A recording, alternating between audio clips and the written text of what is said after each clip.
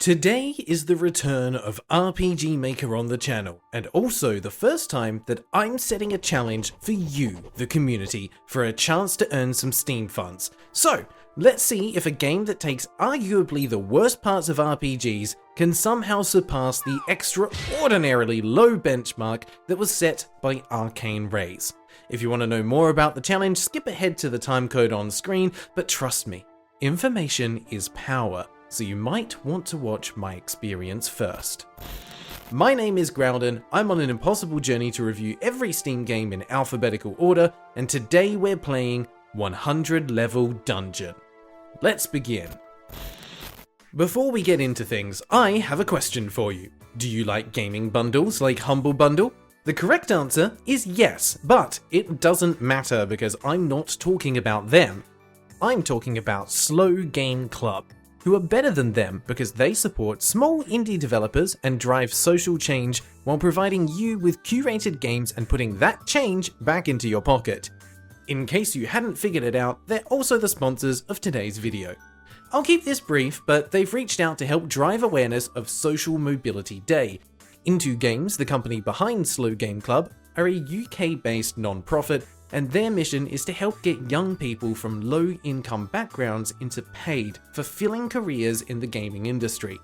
In 2024, they delivered 100 workshops in schools, supported over 30,000 young people to learn about potential career options, ran over 50 career events, and helped 50 people land their first job in the industry.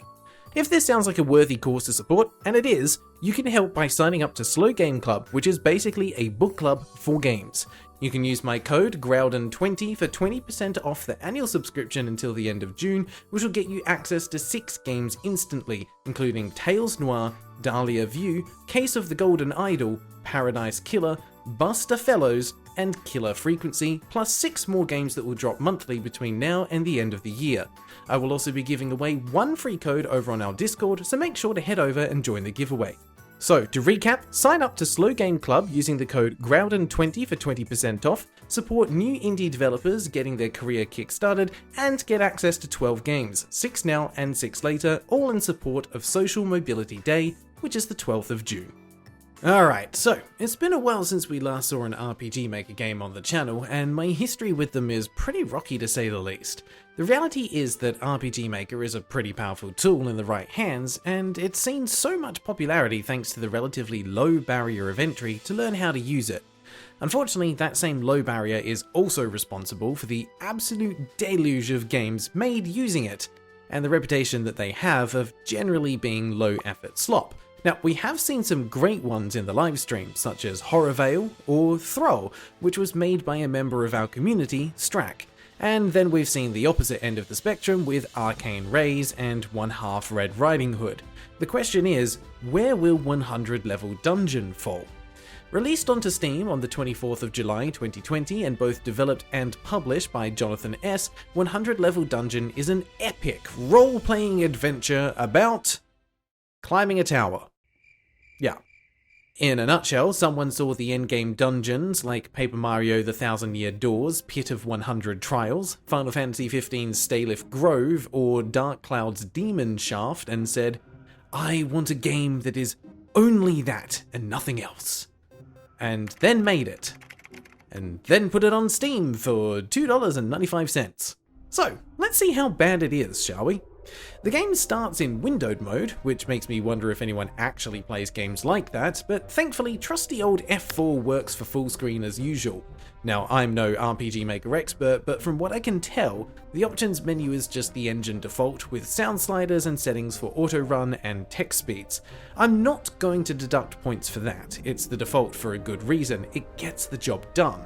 The start of the game, though, might actually be my favourite part of the entire experience. We open with a cutscene showing an imposing view of a grand tower that stretches into the clouds, so tall that it extends further than we can see, possibly on forever, or at least 100 levels. Ah, but this is no ordinary tower, this is High Place, the most mysterious and scary in the world. Sorry, the most mysterious and scary what? I think you a word there.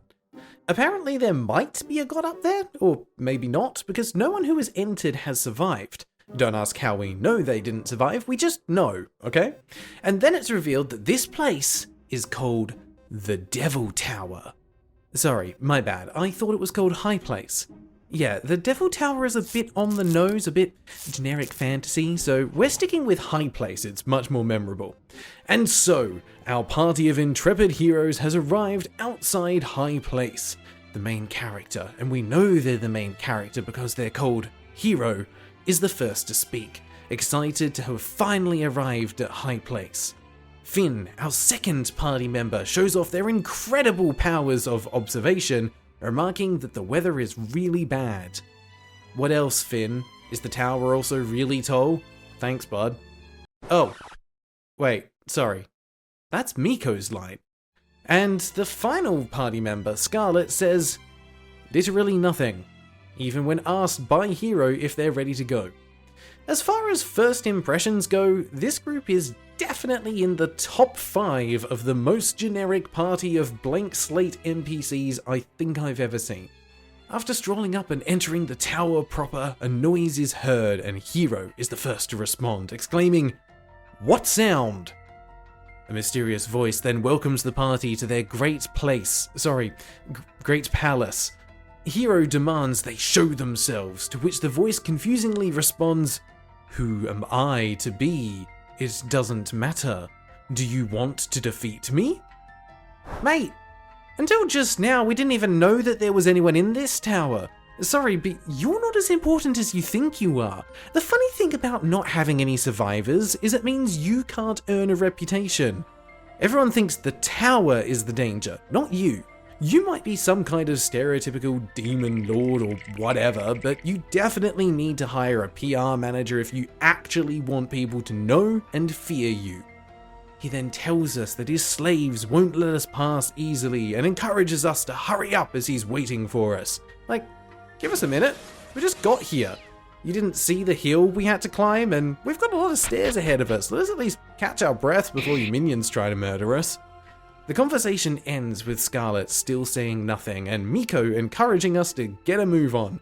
So we do, and as the party proceeds further into the tower, they enter a small chamber with a Book of Evil on a podium. Now, I don't know about you, but if I found an evil book, literally titled Book of Evil in an evil tower, I probably wouldn't open it.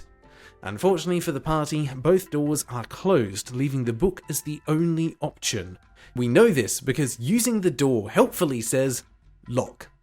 And sure enough, opening the book summons forth monsters, the first of many that you'll face as you climb the tower. So in the words of Josh Strife Hayes, behold, combat.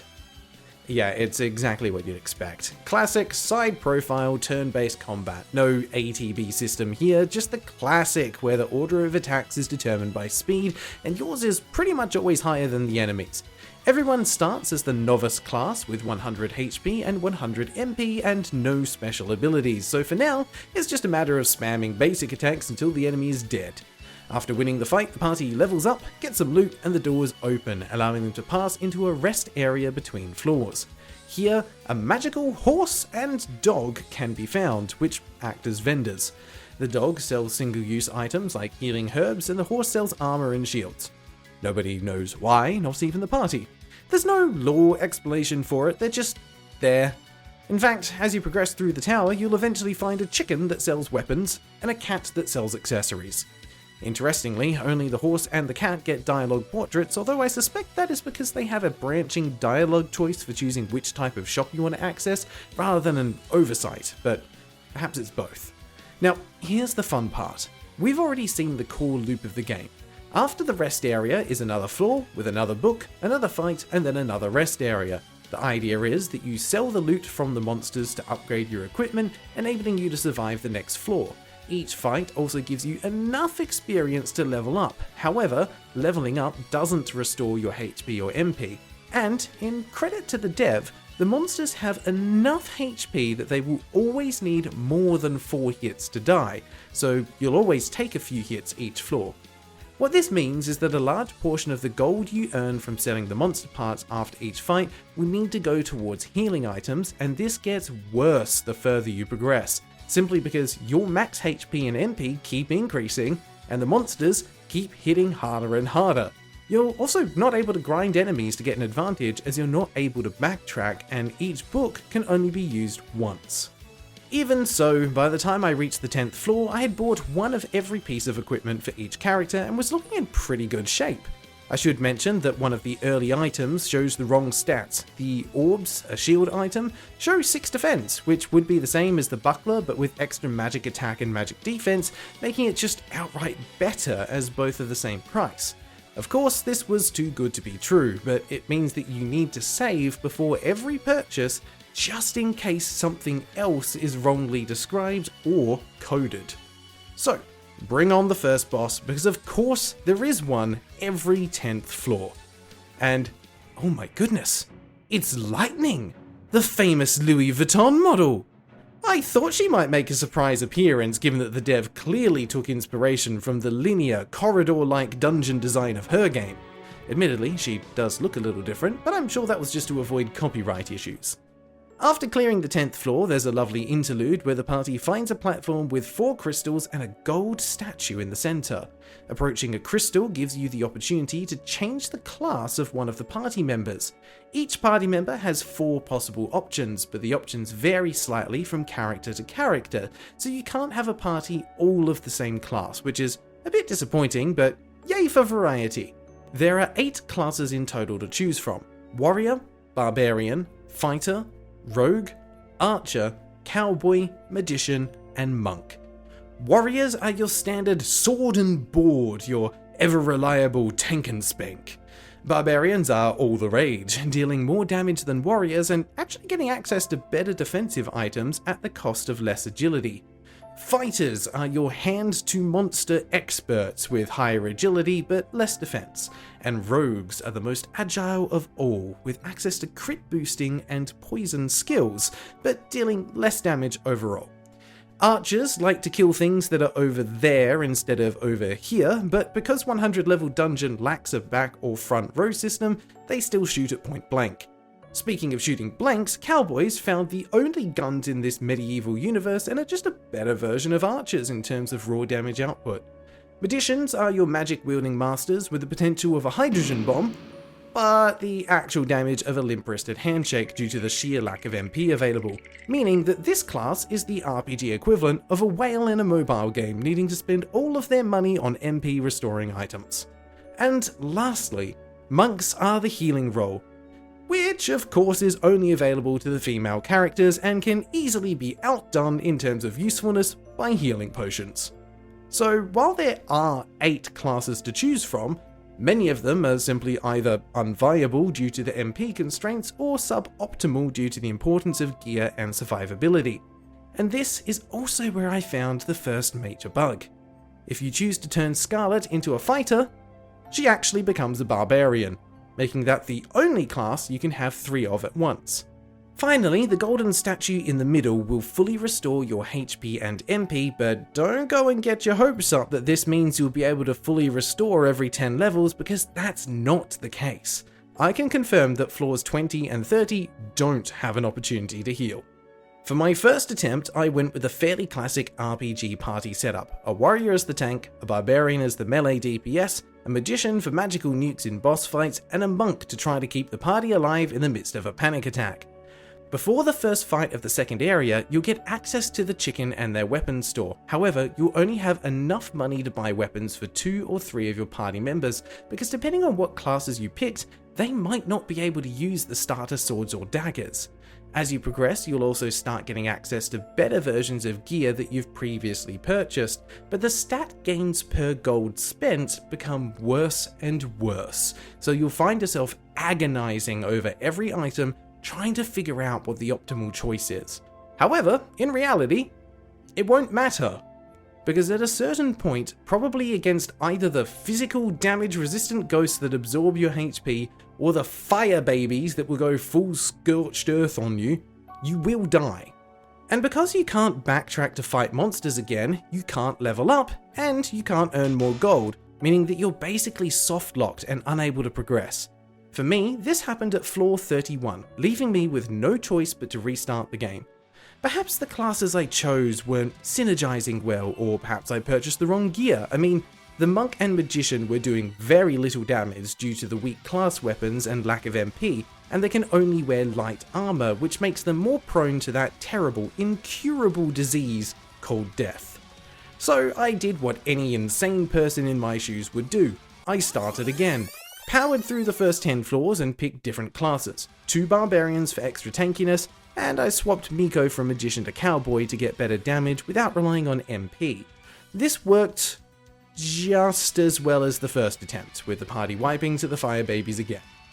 It was also around this time that I found another bug, because as I was trying different equipment combinations, I realized that the item shop had 2 orbs that I hadn't tried yet. One restores 50% of your HP, and the other restores 50% of your MP. At my current level, they aren't as efficient as the weaker healing items, but they do restore more in a single use, meaning they might help me overcome the massive damage output of these enemies. I could also use them to efficiently restore MP in between fights to heal the party, saving more gold for equipment instead. So, I purchased an MP restoring orb, used it on my monk, Scarlet, and it restored HP. Huh. Weird. So I thought that maybe it was a coding or a naming error. I reloaded the save and bought the HP orb because maybe they got reversed and it would restore MP instead, and nope. Both orbs restore HP. Wonderful. I tried several party combinations to progress further, but ultimately nothing worked. And after beating my head against the metaphorical brick wall for 7 hours, I gave up. I'm ashamed to say it, but I don't think this game is beatable. Or at least that's what I initially thought, because there is a Steam review from one Azrael666777 who made it into at least the 70s, and was only stopped by a bug in the game that prevented a door from opening.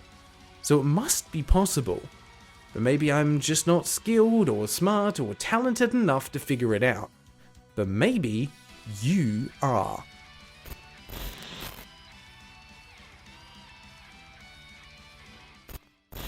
To me, one of the most fascinating things about this game is that it was nearly something very different entirely.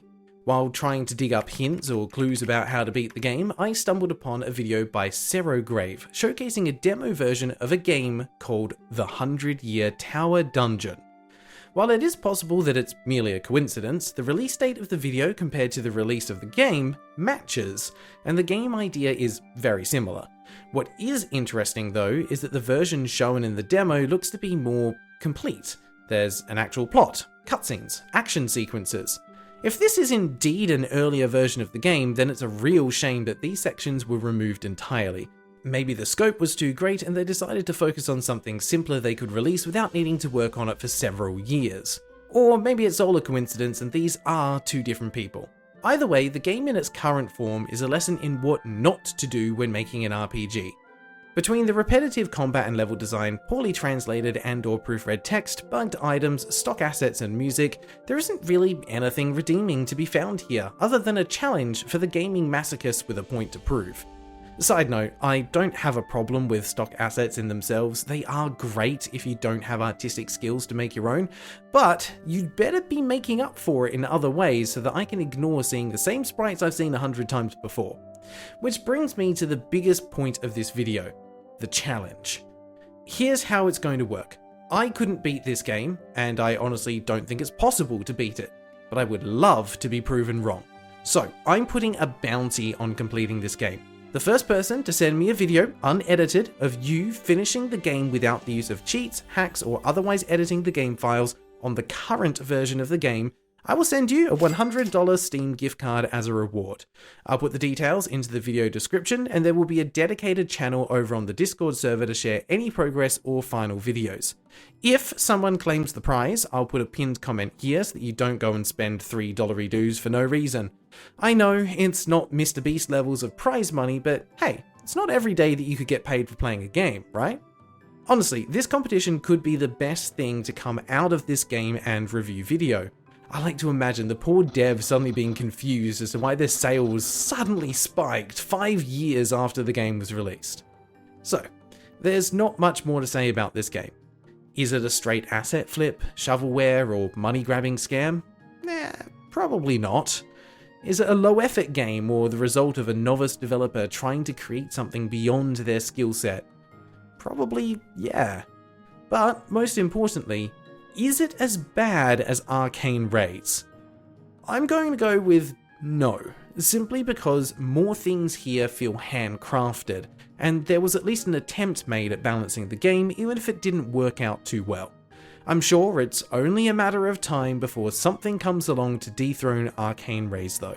So, with all of that in mind, my final rating for 100 level dungeon is a horse out of 10.